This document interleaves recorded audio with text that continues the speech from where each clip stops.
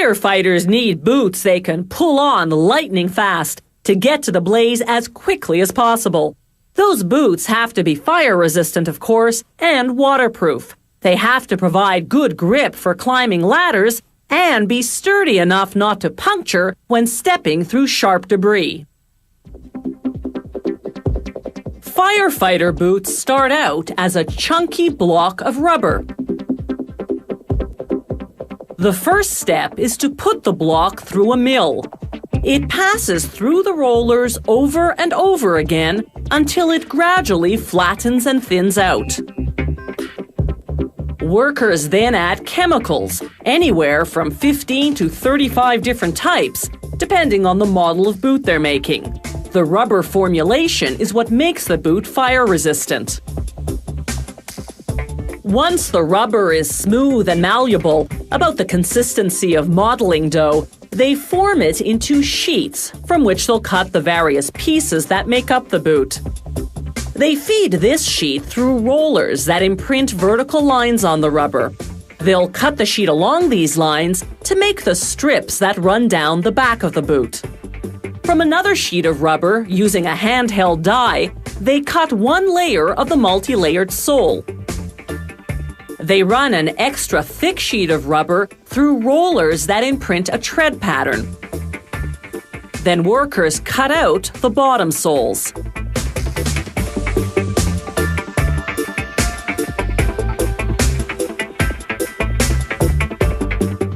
They mark the boot size on the bottom. Using yellow rubber, they cut out the boot's toe cap covers.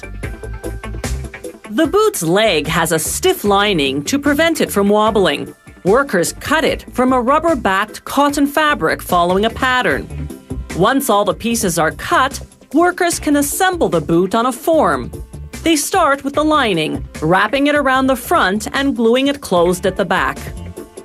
Then they glue on the insole. For this model, it's made of rubber-backed felt.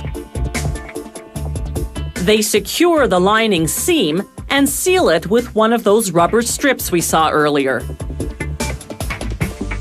Now, the vamp, a piece of felt reinforced with a thin layer of rubber. This gives the boot strength. Next, the toe cap sponge, made of rubber compounds. When they cure the boot, the sponge will inflate and hold this steel toe cap in place. To protect the firefighter's feet when walking through sharp debris, a steel arch and a steel sole. Next, an adhesive-backed toe cap cover. Then a felt sole to protect the firefighter's foot against heat. It has a steel arch for stability when the firefighter climbs the ladder. After applying a rubber heel reinforcement, they cover the lower part of the boot with yellow foam for insulation. They secure it using a strip of rubber. Now they finish the bottom of the boot in black rubber. They reinforce the back and sides in yellow rubber and finish them off in black rubber.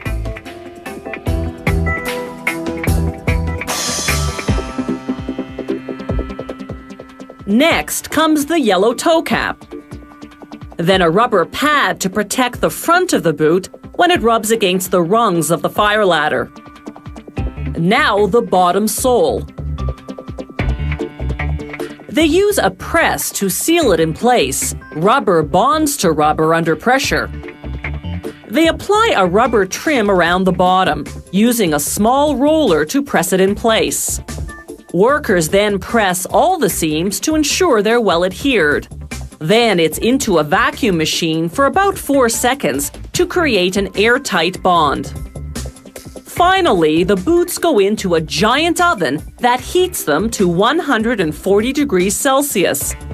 An hour and 45 minutes later, the rubber is cured and hardened, and all the pieces have fused together. These boots are ready to take the heat.